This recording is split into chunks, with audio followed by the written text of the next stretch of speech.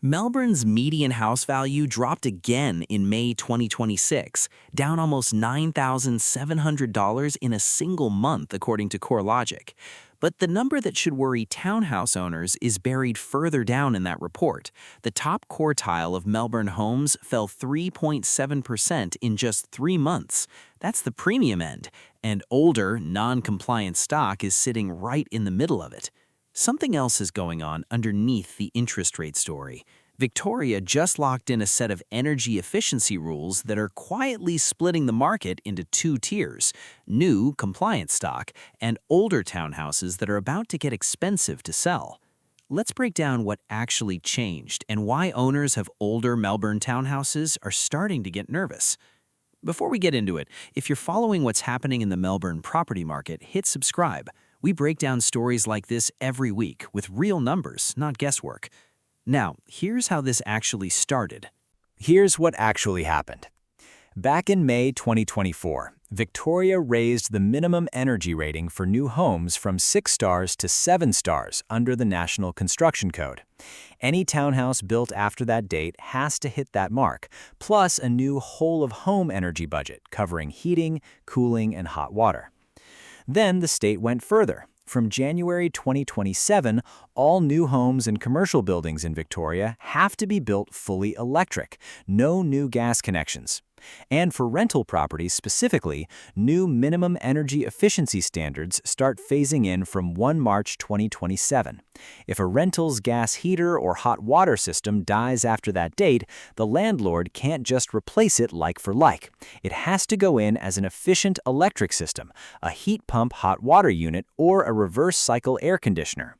By 1 July 2030, every rental property in the state needs efficient electric cooling in the main living area, no matter when the lease started.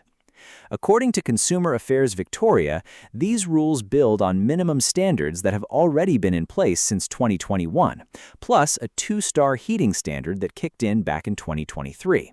So this isn't a sudden shock, it's been tightening for years. What's new is the scale of what's coming in 2027 through 2030 and how directly it hits older housing stock. Real estate agents describe two very different conversations happening right now. Buyers looking at a 7-star, all-electric new-build townhouse see a finished product.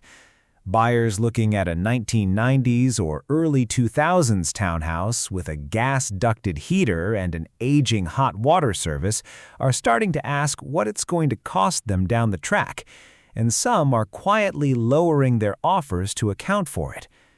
Property managers say landlords are now mapping out when their gas heaters and hot water units are likely to fail, because a routine breakdown after March 2027 turns into a mandatory electric upgrade, not a like-for-like swap. Some are choosing to act before that deadline forces their hand.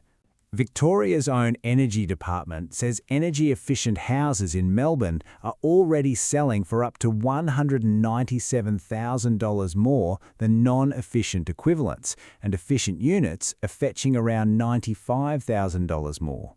That's the flip side of this story. Efficiency is being priced in as a premium, which means inefficiency is being priced in as a discount. Meanwhile, the broader market is soft. Melbourne's median house value sat at $958,361 in May 2026, down 1% for the month and 2.8% for the quarter, according to CoreLogic. Units were more stable at $636,769, roughly flat over the year. Total listings across Melbourne are up 6.7% year-on-year, giving buyers more choice than they've had in the last 12 months. Auction clearance came in at 51.9% for the week ending June 14, well under the long-run average of around 64%. Add in where interest rates sit. The RBA's cash rate is at 4.35%, and Westpac has flagged the possibility of a further move up to 4.85%. In a market like that, buyers have less room to absorb a surprise retrofit bill, so they're pushing that cost back onto the asking price instead. Builders have already adjusted. New townhouse developments are being marketed specifically around 7-star ratings and all-electric living, because it's now the baseline, not a bonus feature. Meanwhile, for owners of older stock, Victoria's Energy Upgrades program is offering rebates, up to $1,610 off a reverse-cycle air conditioning replacement, and up to $5,530 off swapping a ducted gas heater, precisely because the government knows retrofit costs are becoming a real barrier. For investors, the calculation has shifted too.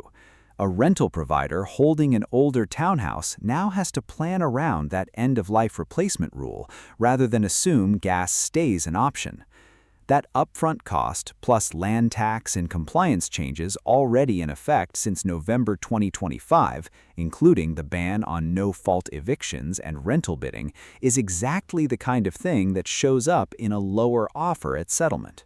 As of right now, Melbourne remains the softest growing capital city in the country, up just 0.5% annually, according to CoreLogic's May 2026 figures. Values are still 3.2% below the record high set back in March 2022. Against that backdrop, an older townhouse with aging gas systems isn't just competing on location and size anymore.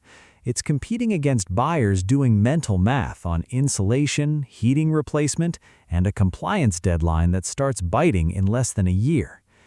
Agents on the ground say the properties still moving quickly are the ones where sellers get ahead of it.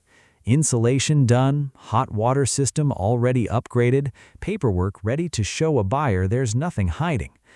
The ones sitting longer on the market tend to be the untouched 1990s and early 2000s stock, right as buyers have more choice than they've had in years. This is only the beginning of that split, not the end of it.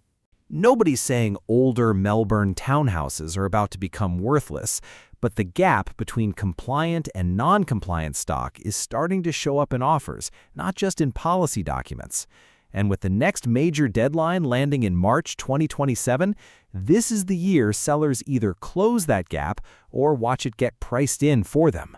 That's why homeowners, renters, and investors across Melbourne are all watching this one closely right now.